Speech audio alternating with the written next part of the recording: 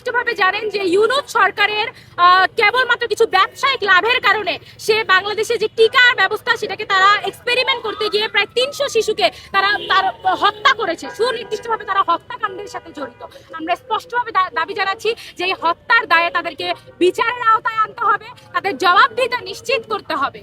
এবং আমি আরো বলতে চাই যে আসলে যে স্বাস্থ্য উপদেষ্টা এই ইন্টারিমের আমলে ছিল তার কোনো এক্সপার্টাইজ ছিল না এই খাত নিয়ে, তাকে উপদেষ্টা বানানো হয়েছে এবং পুরো মাত্র একটা ইউনূস সেন্টার চালিয়েছে ডক্টর মোহাম্মদ ইউনূস। সেই দেশের জনগণের পক্ষে কোনো কাজ করেনি, বরং জনগণের সেই দেশের ভবিষ্যৎ, এই দেশের শিশুদের হত্যাকাণ্ডের সাথে তারা জড়িত। সুতরাং আমরা স্পষ্টভাবে বলতে চাই যে এই যে হামের প্রাদুর্ভাব দেখা গিয়েছে, আমরা এখনো দেখতে পাচ্ছি যে শিশুরা আসলে আইসিইউতে জায়গা পাচ্ছে না, অক্সিজেন পাচ্ছে না, হসপিটালে বেড পাচ্ছে না, কিন্তু আমাদের সরকার সেটা নাকি আসলে উদ্বিগ্ন, সে কি এটা নিয়ে কোনো ধরনের গুরুত্বপূর্ণ ব্যবস্থা বা অবস্থা জারি করেছে তা কিন্তু এখনো করেনি। যদি এই অবস্থা আরো খারাপের দিকে যায় তাহলে অবশ্যই বাংলাদেশে জরুরি অবস্থা ঘোষণা করতে হবে, স্বাস্থ্য খাতে সর্বোচ্চ ফোকাস দিতে হবে এবং এই হত্যাকাণ্ডের বিচার নিশ্চিত করতে হবে। ডক্টর মোহাম্মদ ইউনূস এই দেশের জনগণের করা অভ্যুত্থানের ফসল কুক্ষিগত করে কেবলমাত্র 1.5 বছর ধরে একটা ইউনূস সেন্টার চালিয়েছে, সেই দেশের জনগণের প্রতিনিধিত্ব করে নাই। সে করেছে তার একটা বিশ্ববিদ্যালয়, সে করেছে তার গ্রামীণ ব্যাংকের ঋণ মওকুফ,